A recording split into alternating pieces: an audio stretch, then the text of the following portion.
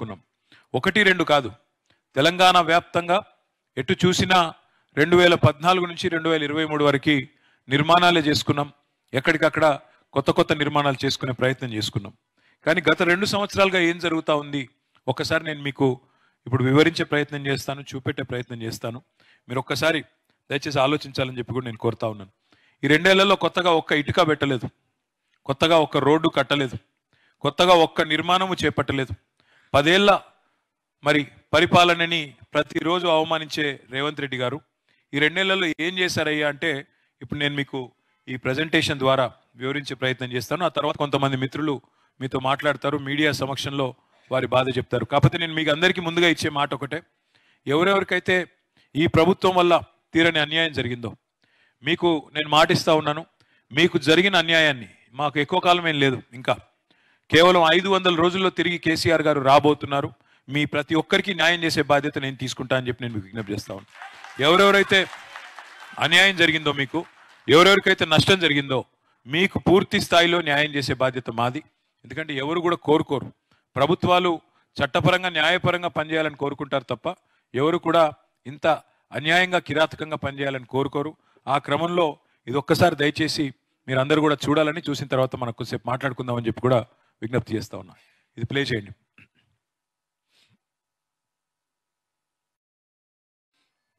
ఇచ్చేది వాళ్ళు, కూల్చేది వాళ్ళు, చంపేది కూడా వాళ్ళైతే బాగుండు. చంపేయండి, వదిలిపోద్ది. చెప్పు సార్, మమ్మల్ని కొట్టి చంపేసే సార్, ఇక చంపేయండి సార్.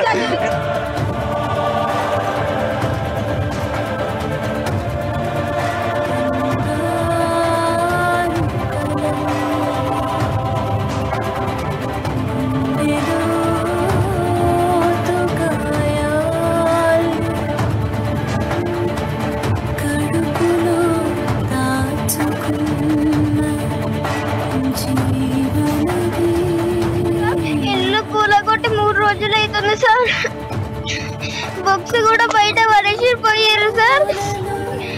ఎగ్జామ్స్ నడుస్తున్నాయి సార్, మేము పొద్దు నుంచి ఏం తినలేదు సార్.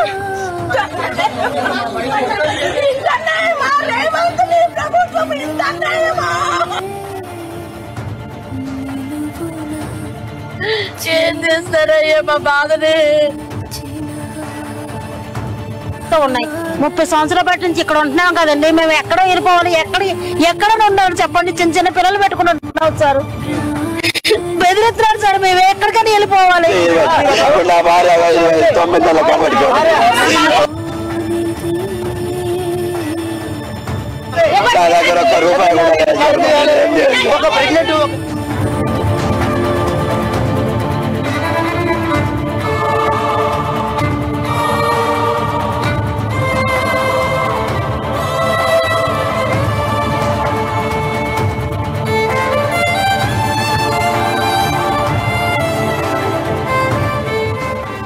చూసింది మీకు స్పష్టంగా అర్థమయ్యేది.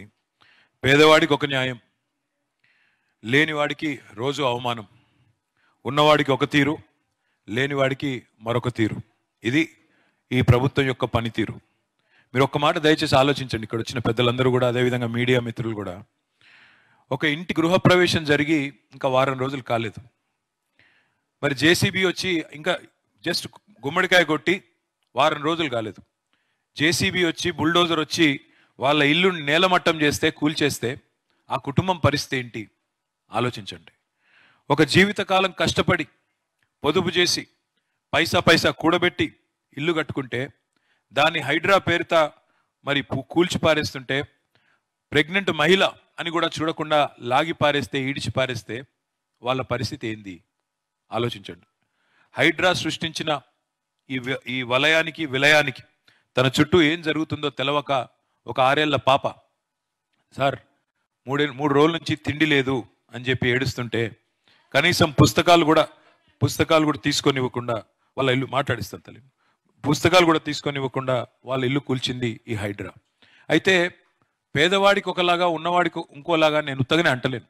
అది కూడా మీకు చూపెట్టాలనే, పత్రికల ద్వారా అందరికీ చూపెట్టాలన్న ఉద్దేశంతోనే, మీ బాధ రాష్ట్రం మొత్తం తెలవాలన్న ఉద్దేశంతోనే మిమ్మల్ని ఇక్కడికి రప్పించడం జరిగింది. ఒక్కసారి దయచేసి మీరు చూడాలి, ఈ వీడియో ప్లే చేయండి. ఒక్క నిమిషం ఈ వీడియో ప్లే చేయండి.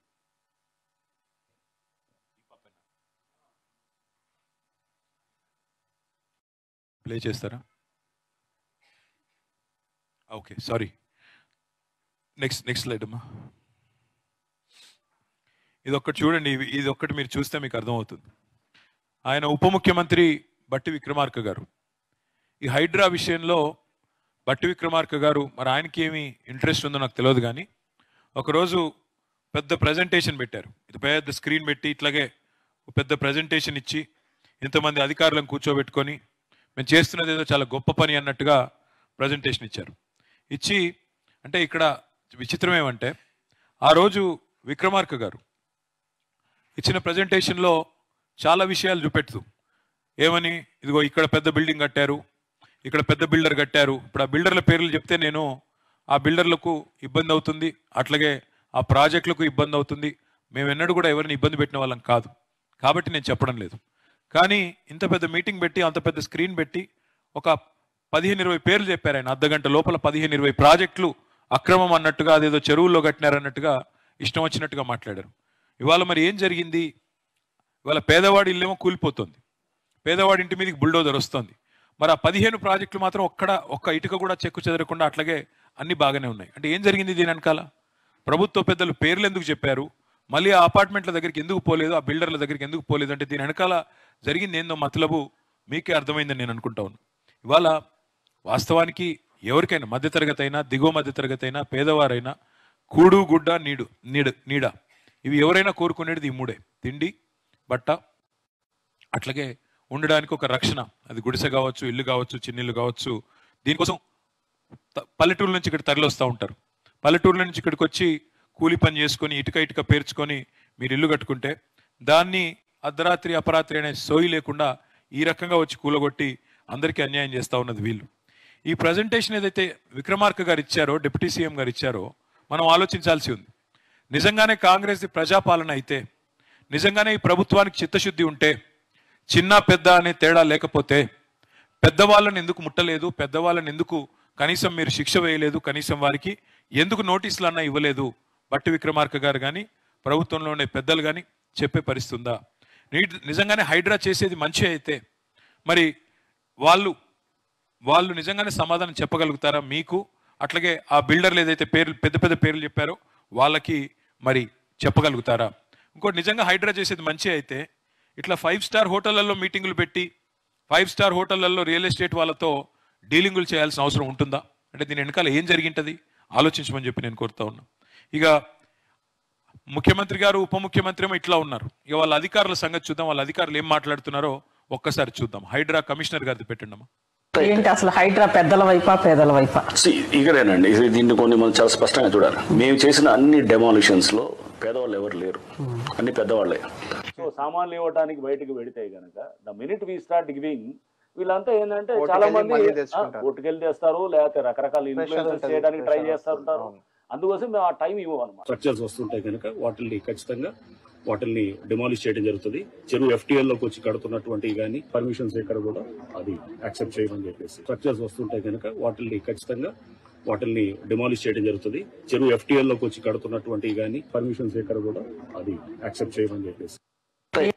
రూల్స్ వయలేట్ చేసి కడితే, చెరువుల్లో కడితే కాపాడమని మనం ఏం చెప్పట్లేదు. కానీ ఇవాళ వీళ్ళ వైఖరి ఎట్లా ఉంది అంటే, ఆయన చెప్తున్నాడు, స్పష్టంగా చెప్తున్నాడు హైడ్రా కమిషనర్ గారు, అక్కడ ఎవరు పేదవాళ్ళు లేరట. ఆయన ఎవరు పేదవాళ్ళది కూలగొట్టలేదంట. ఆయన కేవలం పెద్దవాళ్ళే కొట్టాడంట, పేదవాళ్ళే మాత్రం కూలగొట్టలేదంట. సిగ్గు లేకుండా చెప్తున్నారు. అట్లాగే రెండో మాట వారు చెప్పింది మీరు విన్నారు. పేదవాళ్ళకి మరి పెద్దలకు ఒక నీతి, పేదవాళ్ళకు ఒక నీతి. కాయిదాలు ఉండంగా, కోర్టు ఆర్డర్లు ఉండంగా మీరు ఎట్లా కూలగొడతారు, ఎందుకు కూలగొడుతున్నారు, శనివారం ఆదివారం కోర్టు తీర్పులు ఉన్నాయి కదా అంటే ఆయన చెప్తున్న మాట, టైం ఇస్తే కోర్టుకు పోయి స్టే తెచ్చుకుంటారు, అందుకే టైం ఇవ్వకుండా కూలగొడుతున్నావు అని మాట్లాడుతున్నాడు. మరి దేశంలో న్యాయం ఎందుకు, ధర్మం ఎందుకు, న్యాయస్థానాలు ఎందుకు? ఇట్లా అధికారులదే మొత్తం గుడ్డెద్దు చేనులో పడ్డట్టు రాజ్యం చేసేదే ఉంటే, ఈ రకంగా చేసే పరిస్థితి అయితే మరి ఇంకా ప్రజాస్వామ్యం ఎందుకు? ప్రజాస్వామ్యంలో న్యాయస్థానాలు, ప్రభుత్వాలు ఉండేందుకు? అంటే వాటి పట్ల కనీస గౌరవం కూడా వాళ్ళకి లేదు. ఇంకా దారుణం ఏంటంటే వాళ్ళు చెప్పేదానిలో మాకు అర్థం కాంది, FTLలో అంటే ఫుల్ ట్యాంక్ లెవెల్లో చెరువులో కడితే ఎవరిని వదలను, మాకు పెద్ద చిన్న తేడా లేదు అని పోజులు కొడుతున్నాడు ఈ అధికారి. కానీ ఇక్కడ చూడండి, విచిత్రం ఏంటంటే పేదవాళ్ళ మీదనేమో విరుచుకుపడే రాక్షసిలాగా ప్రవర్తించే హైడ్రా పెద్దవాళ్ళ పట్ల ఎట్లా ప్రవర్తిస్తుందో ఇప్పుడు ఒక్కసారి మీరు చూడండి. ఏ రకంగా ఏం జరిగిందో ఒకసారి చూడండి. నెక్స్ట్, ఈయన పేరు పొంగులేటి శ్రీనివాసరెడ్డి. ఈయన ఈరోజు రాష్ట్రంలో మంత్రి. ఇదిగో ఇది ఆయన కట్టుకున్న ఇల్లు, ఆ పక్కన ఇదిగో ఇదివరకు అక్కడ ఉన్న చెరువు. మొత్తం చెరువును పూడ్చి ఇల్లు కడితే, చెరువు మొత్తం పూడ్చి, ఇది నేను నా పిక్చర్స్ కాదు, గూగుల్ శాటిలైట్లో మీరు పోయినా గూగుల్లో పోతే మీకు కూడా తెలుస్తుంది. గతంలో ఉన్న చెరువు ఉంది, ఇవాళ ఆ చెరువును పూడ్చేసి మొత్తం ఆయన ఇల్లు అది కనబడుతుంది కదా అక్కడ పక్కన ఇల్లు, ఇదివరకు లేదు, ఇప్పుడు అక్కడ వచ్చింది. ఆ చెరువు మొత్తం పూడ్చి అక్కడ రెవెన్యూ మంత్రి ఈయన ఈరోజు ఈ రాష్ట్రంలో. మరి ఆయన ఇల్లు కూలగొట్టే ధైర్యం హైడ్రాకు ఉందా? పెద్దలు పేదలు మాకేమీ తేడా లేదు అంటున్న బిల్డప్లు ఇస్తున్న అధికారి ఆయన ఇంటి దగ్గరికి పోయే ధైర్యం అన్న ఉందా? కనీసం పోగలుగుతాడా? పోలేడు. నెక్స్ట్, ఈయన పేరు డాక్టర్ జి వివేక్. ఈయన కూడా మరొక మంత్రి రాష్ట్ర ప్రభుత్వంలో. ఇదిగో ఆయన ఇల్లు చెరువు ఎఫ్టిఎల్ లోపల ఉంది చూడండి. ఇది హిమాయత్ సాగర్ చెరువు, అది ఆయన ఇల్లు, రాజభవనం. ఇగో ఇక్కడ చెరువు లోపల ఇల్లు. దాన్ని కూలగొట్టే ధైర్యం హైడ్రాకుందా? పేదవాళ్ళు పెద్దవాళ్ళు అనే తేడా మాకు లేదు అని బిల్డప్లు ఇచ్చే అధికారులు వీళ్ళని ముట్టే ధైర్యం చేయగలుగుతారా? వాళ్ళ ఇంటి దగ్గరికన్నా కనీసం పోయే ధైర్యం ఉందా? నోటీస్ ఇచ్చే ధైర్యం ఉందా? నెక్స్ట్, ఈయన ముఖ్యమంత్రి రేవంత్ రెడ్డి గారి అన్న, ఆయన పేరు తిరుపతి రెడ్డి. తిరుపతి రెడ్డి గారి ఇల్లు అక్కడ రెడ్లో మార్క్ చేస్తుంది. దుర్గం చెరువు బఫర్ లోపల, దుర్గం చెరువు లోపల ఎఫ్టిఎల్ లోపల ఉంటుంది. ఇక్కడ విచిత్రం ఏమంటే, సున్నం చెరువులో కట్టిన పేదలదేమో తప్పంట ఇట్లా కట్టిన వాళ్ళు, కానీ దుర్గం చెరువులో కట్టిన తిరుపతి రెడ్డిది మాత్రం తప్పు కాదు. సున్నం చెరువులో కట్టిన పేదవాళ్ళకి మాత్రం మీరు టైం ఇవ్వరు. ఎందుకు? మీరు కోర్టుకు పోతారు, కోర్టు స్టే ఇస్తుంది. మీరే కదా అయ్యా ఇల్లు పర్మిషన్లు ఇచ్చింది గతంలో, మీరే కదా ఆనాడు కట్టనిచ్చింది, మళ్ళీ ఎట్లా కూలగొడతారు అని కోర్టు మొట్టికాయలు ఇస్తుందని తెలుసు. అందుకే పేదవాళ్ళకి టైం ఇవ్వరంట. సున్నం చెరువులో ఉండే పేదవాడికి టైం ఇవ్వరంట, కానీ దుర్గం చెరువులో ఉండే ఆ రాజప్రసాదానికి మాత్రం, తిరుపతి రెడ్డి గారికి మాత్రం టైం ఇచ్చి ఆయన కోర్టుకు పోయేటట్టు చేసి కోర్టు ద్వారా స్టే తెచ్చుకొని, ఇవాళ ఏమైందయ్యా అంటే కోర్టు స్టే ఉంది, మేమేం చేయాలా? ముఖ్యమంత్రి సోదరుడు కదా, కాబట్టి ఆయన్ని ముట్టే ధైర్యం వాళ్ళకి లేదు. మీకు టైం ఇవ్వరు, మీకు కోర్టుకు పోయేదానికి అవకాశం ఇవ్వరు, కానీ పెద్దలకు అందరికీ టైం ఇస్తారు. నెక్స్ట్, ఇది చూడండి, ఇంకా అన్యాయం. చెరువు మధ్యలో, చెరువు కనబడుతుందా చుట్టూ? చెరువు మధ్యలో అగో అది ఆ గెస్ట్ హౌస్. ఎవరిది ఇది? పట్నం మహేందర్ రెడ్డి ఈరోజు శాసన మండలిలో ప్రభుత్వ చీఫ్ విప్. ఆయనకు మాత్రం ఆయన గెస్ట్ హౌస్ దగ్గర పోయే ధైర్యం ఉందా హైడ్రాకి? చెరువు మధ్యలో ఇల్లు కడితే, కొంప కడితే దాన్ని ముట్టుకునే ధైర్యం కానీ, దానికి నోటీస్ ఇచ్చే ధైర్యం కానీ హైడ్రాకు ఉందా? ఇది అడిగితే వాళ్ళు తట్టుకోలేకపోతున్నారు. నెక్స్ట్, ఈయన పేరు గుత్తా సుఖేందర్ రెడ్డి, శాసన మండలి చైర్మన్. ఇక్కడ పక్కన చెరువు కనబడుతుంది, ఆ పక్కనే ఆయన ఇల్లు కనబడుతుంది చూడండి. ఇది కూడా చెరువు బఫర్ లోపల కట్టిన ఇల్లు. పోయే ధైర్యం ఉందా హైడ్రాకి? చెరువులో కట్టిన ఇల్లు శాసన మండలిలో చీఫ్ విప్ కట్టినా, శాసన మండలి చైర్మన్ కట్టినా అక్కడ పోయే ధైర్యం హైడ్రాకు ఉందా? పేదవాళ్ళు పెద్దవాళ్ళు ఏమీ లేదు అని మాట్లాడే బిల్డప్ ఇచ్చే అధికారులు కనీసం వాళ్ళ దగ్గరికి పోయి వాళ్ళని కనీసం మాట్లాడే పరిస్థితి ఉందా? ఆలోచించమని కోరుతా ఉన్నా. ఇవాళ రాజప్రసాదాలు మీరు కట్టుకోలేదు, మీరేం ప్యాలెస్లు కట్టుకోలేదు, చిన్న చిన్న ఇల్లు రెక్కలు ముక్కలు చేసుకొని కట్టుకున్న ఇల్లు, వాటినేమో నేలమట్టం చేసినారు, వాటినేమో కూలగొట్టినారు. కానీ ఇంత పెద్ద పెద్ద ఫామ్ హౌజులు, గెస్ట్ హౌజులు చెరువుల్లో కట్టినా, పొంగులేటి శ్రీనివాసరెడ్డి గారు రాజప్రసాదాన్ని కట్టినా దానికి మాత్రం అడిగేవాడు లేడు. అట్లాగే మీరు చూస్తే ఇంత చూడండి, మీరు ఒకసారి భవనం కూడా చూడండి, అది ఎఫ్టిఎల్ లోపల ఎఫ్టిఎల్ మార్కింగ్ అయ్యి హద్దురాయి పక్కనే ఉంది, అయినా దాన్ని ముట్టే ధైర్యం కానీ, దాన్ని పట్టుకునే ఇది కానీ పరిస్థితి కానీ లేదు. ఇంకా నెక్స్ట్, ఇది ఇంకా అరాచకం.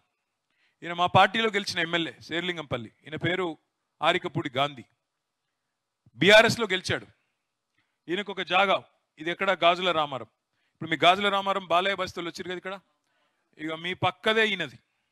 మీ అన్ని కూలగొట్టిరు, మీ అన్ని ఇండ్లు కూలగొట్టిరు, బుడ్డ ఇండ్లు, 60 గజాలు 50 గజాలు 40 గజాలు ఇండ్లేమో కూలగొట్టిండ్రు. పక్కకు ఆయనది 11 ఎకరాలు ఆయనది, మీతో పాటు ఆయనది కూడా కూలగొట్టినట్టు యాక్టింగ్ చేసినారు. చూడండి ఇప్పుడు ఏం చేసినారో, మళ్ళీ అదే అధికారులు ఇదే హైడ్రా వాళ్ళు దగ్గరుండి, బ్లూ షీట్స్ కనబడుతున్నాయా?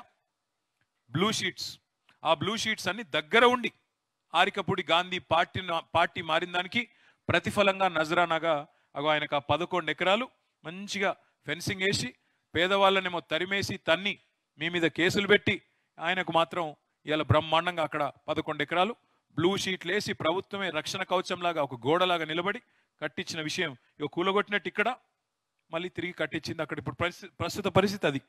ఆ పక్కన ఆయనను మాత్రం ఏం డిస్టర్బ్ చేయట్లేదు, ఆయనను మాత్రం ముట్టుకోవట్లేదు. ఇంకా దారుణం ఏంటంటే ఇప్పుడు విచిత్రం ఈ గాంధీ గారి విషయం. మేము అడిగినాం కలెక్టర్ గారిని, ఏమయ్యా కలెక్టర్ గారు, మరి పేదవాళ్ళనేమో అక్కడి నుంచి తరిమేసినారు, మరి ఆయనకి ఎందుకు చేస్తున్నారంటే మాకు హద్దులు చూపట్లేదు, మాకు అక్కడ రెవెన్యూ విషయంలో ఏదో డిస్ప్యూట్ ఉంది, హద్దుల విషయంలో ఇబ్బంది ఉంది అని అంటున్నారు. మరి హద్దుల విషయంలో గాంధీ గారికి వస్తుందా ఇబ్బంది, మీకు రాదా? మరి మీకు మాత్రం ఒక న్యాయం, ఆయనకు ఒక న్యాయం ఉంటుందా? ఈ మాట అడిగితే అంటే కాంగ్రెస్లో చేరితే ఒక న్యాయం, కాంగ్రెస్ పార్టీలో లేకపోతే మీలాగా తన్ని అవతల పడేయాలా? పేదల ఇండ్ల మీదకి మాత్రం బుల్డోజర్లు, పెద్దల భూములకు మాత్రం పోలీసు పహారాలు. ఇప్పుడు ఈ షీట్లు వేసి ఇచ్చింది ఎవరో కాదు, అధికారులే దగ్గరుండి, పోలీసు వాళ్ళు దగ్గర ఉండి, గాంధీ గారి ఒత్తిడితో, ముఖ్యమంత్రి రేవంత్ రెడ్డి గారి ఒత్తిడితో మొత్తం షీట్లు వేసి ఇవాళ ఆయనకు పోలీసులు దగ్గరుండి రక్షణ కవచంలా కట్టించారు. నెక్స్ట్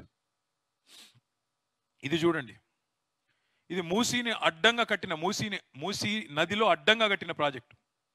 మొన్న మూసీలోకి నీళ్లు రేవంత్ రెడ్డి గారు నింపి హిమాయత్ సాగర్ అంతా నింపి, ఉస్మాన్ సాగర్ నింపి ఒక్కసారి వదిలితే ఆ నీళ్ళన్నీ మొత్తం మూసీలోకి వచ్చినాయి. మూసీలో ఇది మూసీ నది, ఇది చూసేది మీకు కనబడేది మూసీ నది.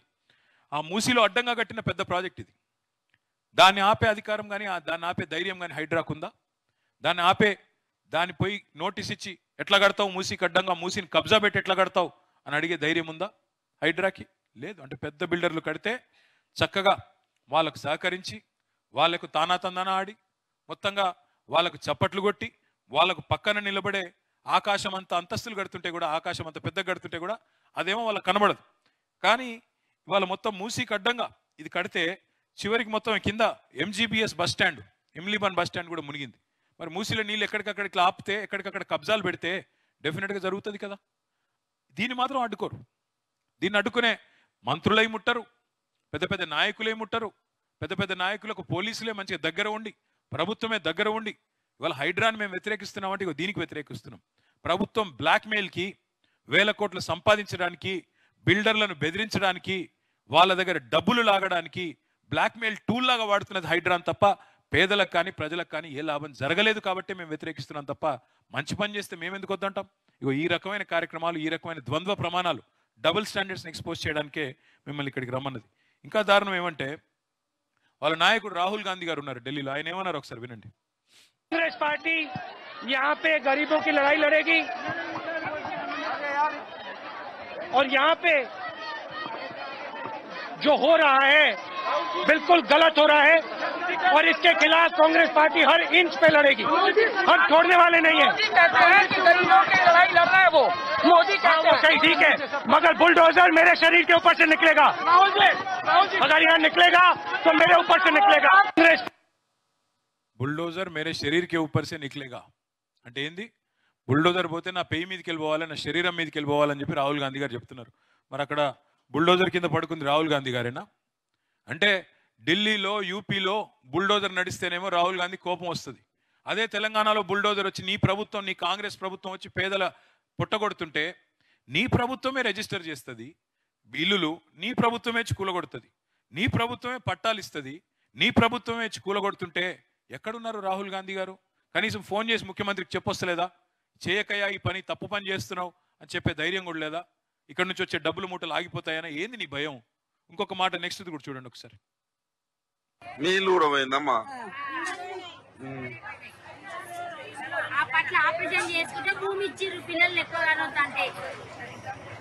ఇప్పుడు ఎట్లా మరి మీ నీళ్ళు కూడా పోయింది? ఇప్పుడు మరి ఏడికి పోవాలి మరి? ఇప్పుడు ఎట్లా మరి మీ ఇల్లు పోయింది, మీరు ఎక్కడ బతకాలి? మీరు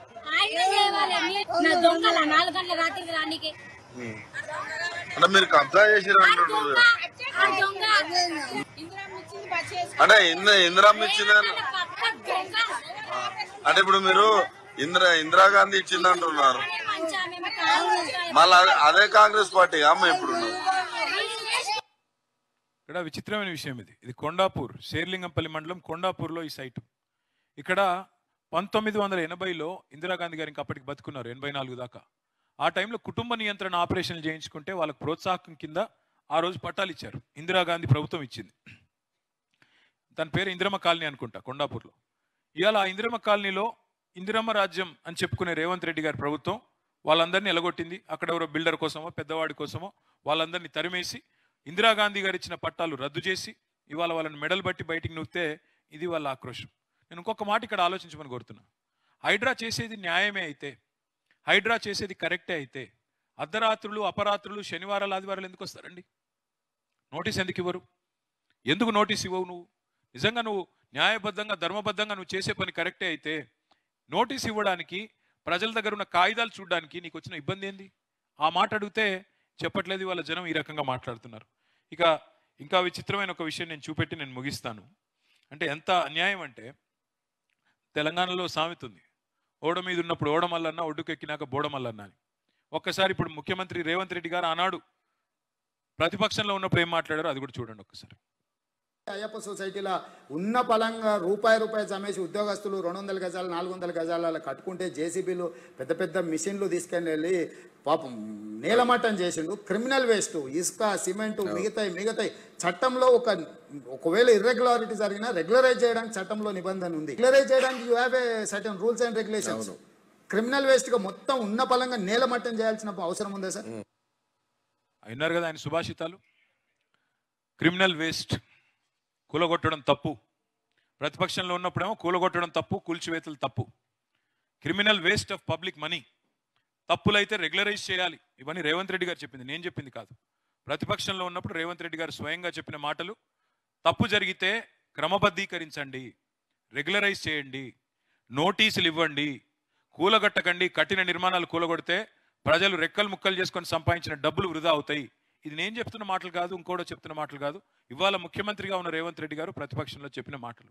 అందుకే నేను అన్నది, ఓడ మీద ఉన్నప్పుడు ఓడమల్లన్న, ఒడ్డుకెక్కినాక బోడమల్లన్న అన్నట్టు ఇవాళ ఈ ప్రభుత్వ వ్యవహారం మీ అందరికి కూడా ఇబ్బంది కలిగించే విధంగా ఉంది. కాబట్టి ఖచ్చితంగా మీ బాధ ప్రభుత్వానికి తెలవాలి, మీ బాధ ప్రజలకు తెలవాలి. ముఖ్యంగా నేను మీకు ఒక మాట మాత్రం మళ్ళీ ఇస్తున్నా, ఈ ప్రభుత్వం నాకు తెలిసి న్యాయం చేస్తుంది అనే విశ్వాసం నాకైతే లేదు.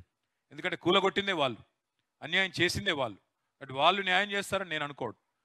మీకు మళ్ళీ చెప్తున్నా, ఎక్కువ రోజులు ఏమీ లేదు, కేవలం 500 రోజుల్లో తిరిగి కేసీఆర్ గారి ప్రభుత్వం ఈ రాష్ట్రంలో వస్తుంది. మీకు న్యాయం చేసే బాధ్యత మాది.